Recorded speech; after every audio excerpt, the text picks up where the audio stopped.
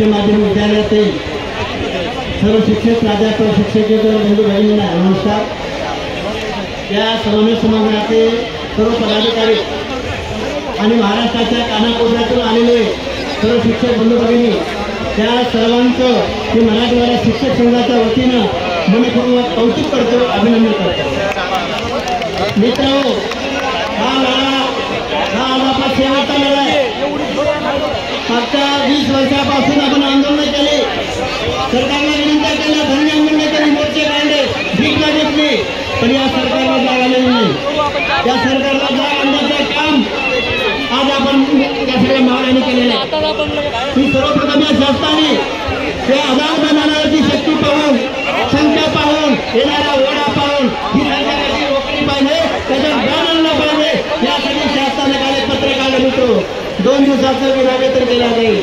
तरी माझ्या या 72 शिक्षकांनी बांधवांनी या आदेशाला केल्याची टोपी दाखवली आणि मोठ्या ताकदीने या केले आधार या शासनासाठी काही निषेध तुम्ही जर आमच्यावर नुसतं करत असाल, आमच्यावर अन्याय तर केलेलाच आहे।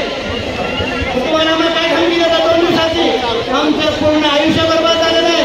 आमचे 130 बांधव बलिदान केलेले, याच्यापेक्षा काय नुकसान करणार आहे तुम्ही? या तुमच्या 2-4 दिवसाच्या पगार आम्ही बसत नाही। आम्हाला आमच्या हक्काचा 100% पगार आम्हाला पाहिजे आणि तो घेतल्याशिवाय मैदान सोडणार नाही।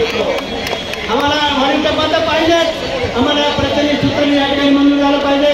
तर पुन्हा एकाच विषयासाठी तुम्ही म्हणणार विद्यार्थ्याचं नुकसान होत आहे, विद्यार्थ्याचं नुकसान आम्ही करत नाही। विद्यार्थ्याचं खरं नुकसान झालेलं कोणाचं तरी शासन जबाबदार आहे। या शासनानंतर वेळेला टप्पा दिला, सूत्राचं मान्य केलं, ते शिक्षकाला हवंच नाही। इथं लेकरावाला घेऊन पावसामध्ये चिखलामध्ये लोक बसतात।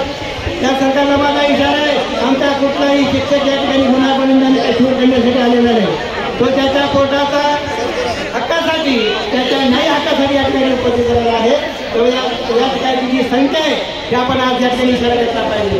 आज मी सकाळी आदरणीय शिक्षण मंत्री दादा मुख्यमंत्र्यांची भेट घेतली आणि मराठवाडा शिक्षक संघाला निवेदन दिलं आणि त्याला विनंती केली की साहेब 20-25 वर्षापासून अनेक शिक्षक काम करत आहे, तेव्हा निवृत्त होत आहे, तेव्हा याचा कुठेतरी आपण गांभीर्याने विचार करा, सहानुभूतीचा विचार करा आणि आजच्या दिवसामध्ये आम्हाला निर्णय द्या, अशा प्रकारची विनंती आम्ही सकाळी निवेदन दिलेली आहे। आपण या ठिकाणी मोठ्या संख्येने उपस्थित झाला आणि पूर्ण मराठवाडा शिक्षक संघाने या आंदोलनाला सक्रिय पाठी वाजलेला आहे, सक्रिय सहभाग असे पाठवले आणि या ठिकाणी मला बोलण्यास संधी दिली, त्याबद्दल आभार मानतो।